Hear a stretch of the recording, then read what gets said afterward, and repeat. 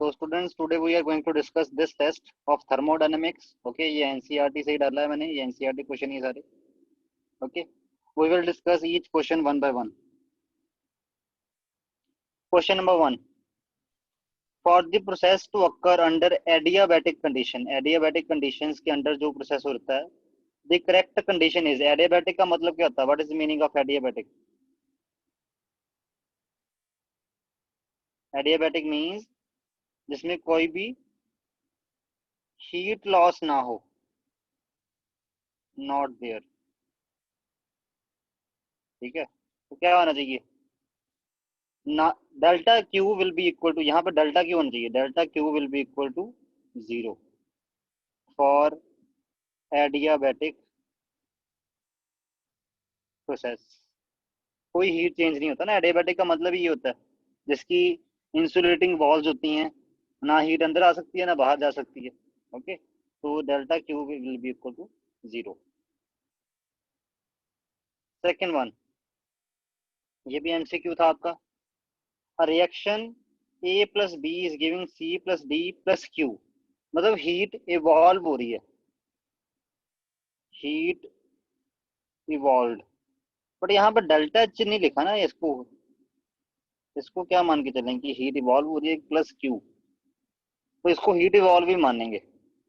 Okay, delta heat evolve plus Q का मतलब, क्योंकि उन्होंने प्रोडक्ट में लिखी हुई ना, इन्होंने ऐसे करके लिखा होना चाहिए था वैसे इनको, कि delta H will be plus Q. Okay, but अगर ऐसा नहीं लिखा तो इट मीन्स ये हीट प्रोडक्ट साइड है, तो उसको हीट इवॉल्व भी बोलेंगे। Is found to have positive entropy change, इसके लिए डेल्टा एच की वैल्यू क्या है, पॉजिटिव। और हीट इवॉल्व हो रही है, हीट इवॉल्व होने का मतलब क्या होता है, delta H is negative. Okay, तो ये दोनों एंट्रोपी फेवर्ड हो गए, सॉरी, ये वाला जो रिएक्शन है that is entropy favoured as well as enthalpy favoured, क्योंकि डेल्टा जी की वैल्यू जो है वो क्या होती है, delta H minus T delta H होती है ना। ओके, डेल्टा एच अगर नेगेटिव हो वो फेवर्ड होता है, डेल्टा एच पॉजिटिव हो वो फेवर्ड होता है, इसमें तो दोनों फेवर वाले हैं आपके। तो it means the reaction will be possible at any temperature, ऐसे रिएक्शन हर टेम्परेचर पे पॉसिबल होते हैं, चाहे टेम्परेचर लो हो हाई हो, दैट डजंट मैटर। ओके, तो सेकंड का fifth. Now third, calculate the number of kilojoule of heat necessary to raise the temperature of 60 gram of aluminium from 35 degrees to 55 degrees Celsius. Molar heat capacity of aluminium is 24 joule per mole per Kelvin. Molar heat capacity of aluminium का मतलब क्या है कि 1 mole of aluminium require 24 joule of energy to raise temperature by 1 Kelvin, क्योंकि यहाँ पे लिखा हुआ ना सी, ये वैल्यू एल्यूमिनियम की वैल्यू क्या लिखी है, 24 joule per mole per kelvin लिखा हुआ ना। Okay, molar heat capacity. तो बस अब आपने क्या करना है, अब आपने इसी डाटा को यूज करना है। क्लियर? तो हीट रिक्वायर्ड कैसे निकलती है, सबसे पहले स्पेसिफिक हीट कैपेसिटी क्या होता है और मोलर हीट कैपेसिटी क्या होती है, इसका फॉर्मूला क्या था, heat absorbed divided by change in temperature into number of moles. Okay, तो यहाँ से आपके पास हीट कैपेसिटी अवेलेबल है, ये अवेलेबल है, ये delta T two minus T one available है, नंबर ऑफ मोल्स अवेलेबल है, क्यू निकाल लो, Q will be equal to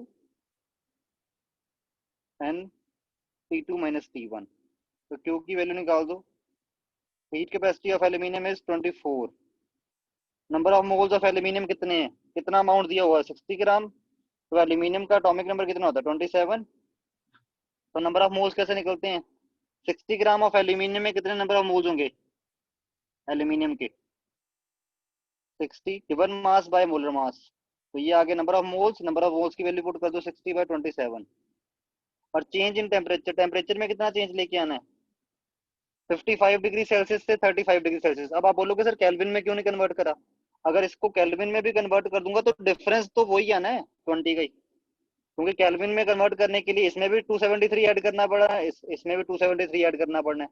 okay, तो T2 माइनस T1, तो डिफरेंस तो वही आएगा, तो मुझे मेरे को डिफरेंस से मतलब है, डिफरेंस कितना है 20। तो बस क्यू की वैल्यू कितनी आ गई? क्यू की वैल्यू आ जाएगी ये अप्रोक्सीमेटली, वैसे इसको 1 ही मान लेते हैं, राउंड, मतलब मैं राउंड ऑफ करके निकाल रहा हूँ इसको फटाफट। ये 1200 आ जाएगा। यूनिट्स क्या आएंगे? सीए के यूनिट्स क्या थे? Joule per mole per kelvin. ये सीए के यूनिट्स थे ना, ये वाले के, तो बस यही चला देना है। जाउल, हीट के यूनिट क्या होते हैं? जाउल होते हैं ना, तो इसलिए Q is equal to 1200 joule. Okay, तो आपके पास कितने किलो जॉल में पूछी हुई है? जाउल में आ गया, इसको 1000 से डिवाइड कर दो तो किलो जॉल में आ जाएगी। 1000 से डिवाइड किया तो 1.2 kilo joule answer. This is the heat required to raise temperature of aluminium from 35 degree Celsius to 55 degree Celsius. Now the fourth, ये हेसलॉ का क्वेश्चन है ना? Hess law, calculate the standard enthalpy of formation of methanol, ये methanol है, from the following data. इस data से की help से आपने standard enthalpy of formation of methanol निकालनी है। सबसे पहले मिथेनॉल फॉर्मेशन का रिएक्शन क्या होगा? Methanol formation reaction elemental form से बनाना होता है ना, carbon plus hydrogen plus oxygen is going to give methanol. You have to balance it. Oxygen हमें O2 की फॉर्म में मिलती है, तो यहाँ पे O2 लेना है। Okay, so this will be the reaction. Okay, this will be the target reaction जिसको आपने बनाना है, टारगेट रिएक्शन इक्वेशन। इसके लिए डेल्टा एच की वैल्यू फाइंड आउट करनी है ना। गिवन क्या क्या है आपके पास? Equation number 1 is this, equation number 2 is this, equation number 3 is this. Okay, अब आपने क्या करना है? आपको मेथनॉल किस साइड चाहिए? प्रोडक्ट साइड चाहिए, तो इट मींस आपको इक्वेशन नंबर 1 को इन्वर्ट करना पड़ेगा। ओके, उसके बाद कार्बन किस साइड चाहिए? आपको रिएक्टेंट साइड ही चाहिए। और हाइड्रोजन किस साइड चाहिए आपको? ये भी आपको रिएक्टेंट साइड ही चाहिए, तो इनको कुछ नहीं करना। ओके, तो पहले इन्वर्ट करें इक्वेशन नंबर 1। इन्वर्ट इक्वेशन 1, क्या बन जाएगा? Carbon dioxide plus 2H2O is going to give methanol plus 3/2O2। Okay, और इसके लिए डेल्टा एच की वैल्यू क्या आएगी? प्लस 276 किलो जूल पर मोल। क्योंकि आपने इक्वेशन को इन्वर्ट किया है, तो ऑब्वियस है डेल्टा एच क्या साइन भी इन्वर्ट हो जाएगा। इसको इक्वेशन नंबर 4 बोल देते हैं। अब देखते हैं कि अभी कुछ लेफ्ट है कि नहीं। यहाँ पे 2 हाइड्रोजन के मॉलिक्यूल लगते हैं लेफ्ट हैंड साइड, और यहाँ पे क्वेश्चन नंबर 3 में क्या है? एक ही हाइड्रोजन का मॉलिक्यूल है लेफ्ट हैंड साइड पे, तो it means 2 into equation number 3 भी करना पड़ेगा। सेकेंड आपको जो है थर्ड इक्वेशन को 2 से मल्टीप्लाई करना है। क्या बन जाएगा? 2H2 plus O2 is going to give 2H2O। Okay, carbon हमें एक ही चाहिए, और इक्वेशन नंबर 2 में भी कार्बन एक ही है ना, तो इसमें तो कोई चेंज करने की जरूरत ही नहीं है। बस कार्बन चाहिए, एक हाइड्रोजन चाहिए, इक्वेशन ऑक्सीजन हाफ चाहिए। ठीक है, बस अब क्या करना है? कौन कौन सी इक्वेशन को ऐड करना पड़ेगा आपको ये वाली टारगेट इक्वेशन बनाने के लिए? You need to add equation number 4, इसको इक्वेशन नंबर 5 बोलते हैं। 5 के लिए डेल्टा एच की वैल्यू कितनी है? थर्ड से ड्राइव हुई है ना, थर्ड को 2 से मल्टीप्लाई किया आपने, यहाँ पे ऐसे किया ना, तो इसके लिए डेल्टा एच की वैल्यू है 2 × -286। so this comes out to be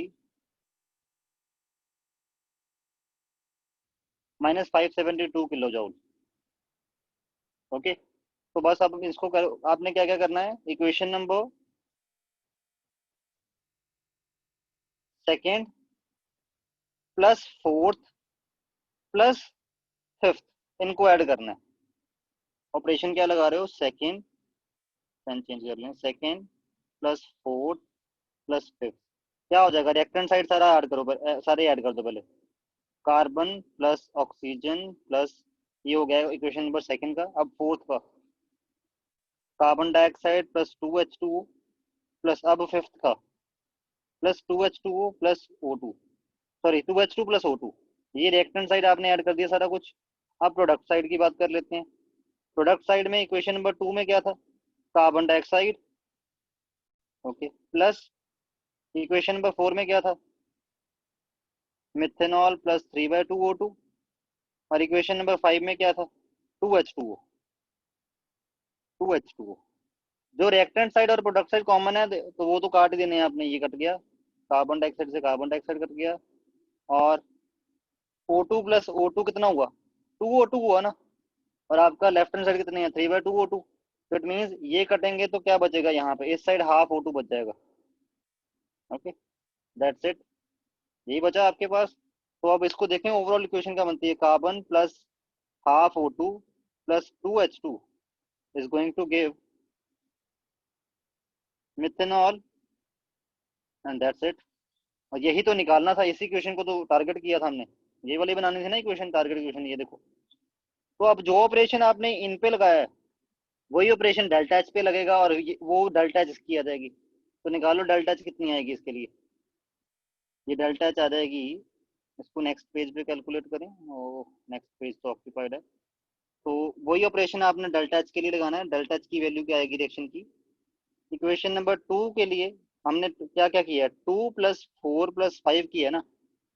तो 2 के लिए वैल्यू है -393 किलो जाउल, प्लस 4 के लिए, 4 की तरह ये रही 4 के लिए डेल्टा एच की वैल्यू है +726 प्लस 5 के लिए एच की वैल्यू है -572 -572।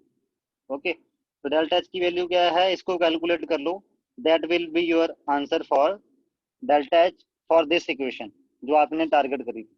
और ये इक्वेशन किसके लिए है, ये कौन सी रिएक्शन है, this is the reaction for the formation of methanol, so that's why the enthalpy comes out to be standard enthalpy of formation of methanol।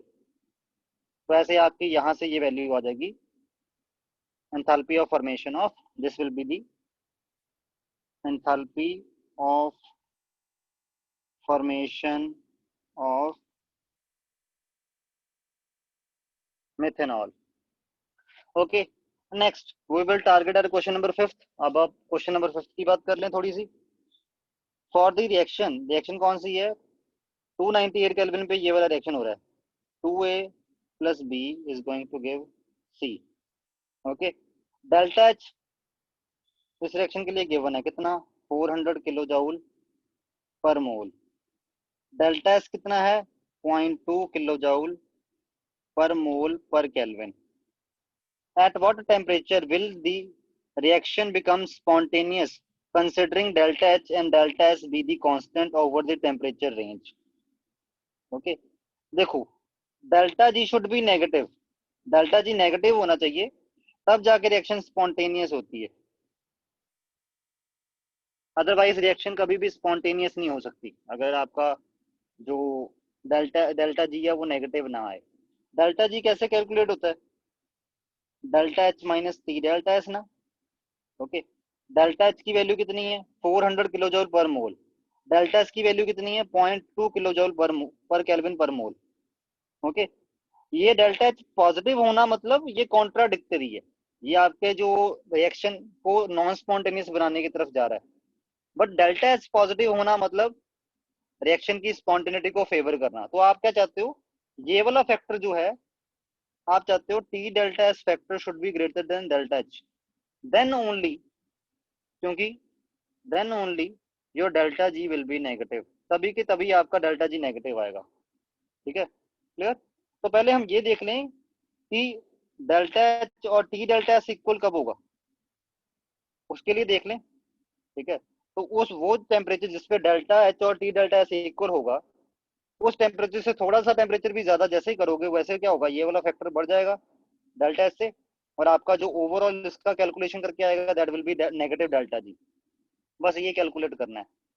ठीक है, डेल्टा एच की वैल्यू कितनी है, 400 किलो जाउल पर मोल, T की value temperature की value निकालनी है, किस टेम्परेचर पे ये वाला फैक्टर जो है वो ओवरकम कर जाएगा डेल्टा एच को।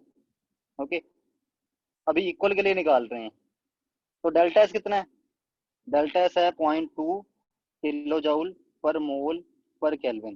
किलो जूल से किलो जूल कटा, पर मोल से पर मोल कटा, आंसर आपका केल्विन में आना चाहिए। तो टेम्परेचर का आंसर क्या है, 400 divide by 0.2 kelvin inverse means 800 kelvin. तो this is the temperature at which the delta G become equal to zero, क्योंकि जब ये दोनों इक्वल होंगे फैक्टर तो डेल्टा जी जीरो हो जाएगा, मतलब फिर इक्विलिब्रियम की कंडीशन है ये। ओके, और इससे जैसे ही थोड़ा सा टेम्परेचर ज्यादा हुआ, जैसे मान लो जैसे ही 801 केल्विन हुआ टेम्परेचर, वैसे ही आपका ये वाला फैक्टर इसको ओवरकम कर लेगा, delta G will be negative. Okay, so minimum temperature at which this reaction will be spontaneous is 800 Kelvin. Okay, 800 से जैसे ही 0.1 भी ऊपर गया, जैसे ही 800.1 भी हुआ, वैसे ही ये रिएक्शन आपकी स्पॉन्टेनियस हो जाएगी। इवन 800 पे भी डेल्टा जी की वैल्यू जीरो आ रही है, उसका मतलब भी क्या है, डेल्टा जी जीरो आने का मतलब भी यही होता है कि रिएक्शन कम से कम इक्विलिब्रियम पे तो जा रही है, मतलब शुरू तो हो गई। Okay, so that's it with this question. Okay, this was also conceptual question. Now question number 6.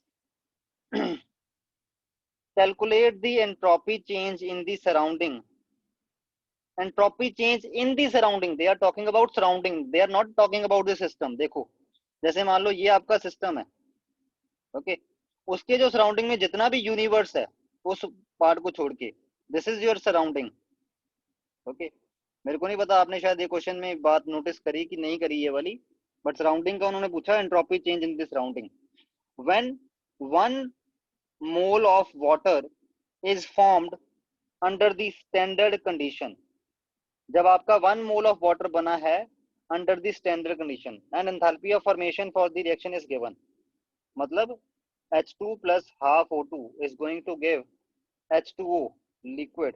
Okay, इसका 1 मोल बना है, उस टाइम एनर्जी एंथैल्पी चेंज क्या होता है, -286 kilo joule per mole. Okay, clear, means heat is evolved by the system, system heat को evolve करवाता है। ये यहाँ पे मान लो इसके अंदर आप वाटर की फॉर्मेशन करवा रहे थे हाइड्रोजन और ऑक्सीजन से, उस टाइम जब 1 मोल ऑफ वाटर बना होगा तो इतनी एनर्जी रिलीज हुई है, क्योंकि enthalpy of formation of water is given. तो ये heat evolve by the system है। ओके, तो जितनी सिस्टम हीट इवॉल्व करेगा, जितनी ये छोड़ देगा, उतनी ही ये सराउंडिंग पकड़ लेगा। सराउंडिंग क्या है, सारा का सारा यूनिवर्स ही सराउंडिंग है। So heat absorbed by surrounding is equal to plus 286 kilo joule per mole, और you can say simply 286 kilo joule, क्योंकि हमें मोल से लेना देना नहीं है। सराउंडिंग में तो आपने पूरा पूरा ब्रह्मांड है, तो उसमें थोड़ी ना हमने पर मोल के अकॉर्डिंग बोलना। तो सराउंडिंग ने इतनी हीट एब्जॉर्ब करी। अब एंट्रोपी चेंज का फॉर्मूला क्या होता है, Q reversible by temperature. Heat की फॉर्म में, हीट एब्जॉर्ब और इवॉल्व की फॉर्म में निकालने के लिए एंट्रोपी चेंज क्या लगता है, क्यू रिवर्सिबल बाय टेम्परेचर। अब आप बोलोगे कि सर यार जितनी भी ये एनर्जी निकली है उसमें से हमें क्या पता कितना पार्ट जो है वो रिवर्सिबल ही गया है सराउंडिंग में, और कितना पार्ट हीट का जो है वो इरिवर्सिबल ही गया है। ओके, बट मैं कहता हूँ कि सराउंडिंग इतना ज्यादा बड़ा है, पूरा यूनिवर्स, तो ये जो एनर्जी निकली है 286 किलो जूल, तो ये पूरे यूनिवर्स में फैलने में कितना टाइम लग जाएगा सोचो, इनफाइनाइट टाइम लग जाएगा ना। अगर इनफाइनाइट टाइम लग जाएगा इट मींस जितनी भी ये हीट निकली है ये सारी की सारी क्यू रिवर्सिबल ही है फॉर सराउंडिंग, क्योंकि सराउंडिंग में ये हीट फैलते फैलते मतलब बहुत ज्यादा टाइम लग जाना है, क्योंकि सराउंडिंग में आप पूरे यूनिवर्स को मान रहे हो ना। तो Q reversible for the surrounding, तो आपने डेल्टा एस फॉर सराउंडिंग निकालना है। ओके, तो delta S for surrounding will be Q reversible for the surrounding which will be this. Okay, पूरा का पूरा ही लेना पड़ेगा, क्योंकि सारी की सारी हीट रिवर्सिबल ही एब्जॉर्ब होगी। क्यों, क्योंकि यूनिवर्स है ही बहुत बड़ा है, तो उसमें ये जितनी भी हीट लिए छोड़ रहा है सिस्टम आपका, वो सारी की सारी हीट फैलने में इनफाइनाइट टाइम जा रहा है। तो इट मीन जितनी भी हीट निकल रही है सारी की सारी ये रिवर्सिबली ही एब्जॉर्ब कर रहा है सराउंडिंग। तो delta S comes out to be, delta S for surrounding is equal to 286 kilo joule divided by T. Temperature कितना है, सॉरी टेम्परेचर कितना है आपके पास जिसपे ये सारा हो रहा है। Calculate the entropy change in the surrounding when the 1 mole of formed is under the standard conditions। Standard condition किसको बोलते हैं, जब टेम्परेचर 298 केल्विन हो। That is called as the standard conditions ना।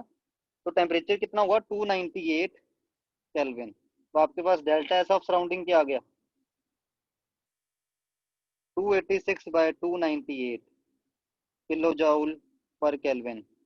ओके, तो आपके पास इसको सॉल्व करो, that will be the entropy change for the surrounding. Okay, so that's it. Okay, तो ये आपने सारा कर लिया है, ये अपना हमने आपका डिस्कस कर लिया सारा का सारा टेस्ट।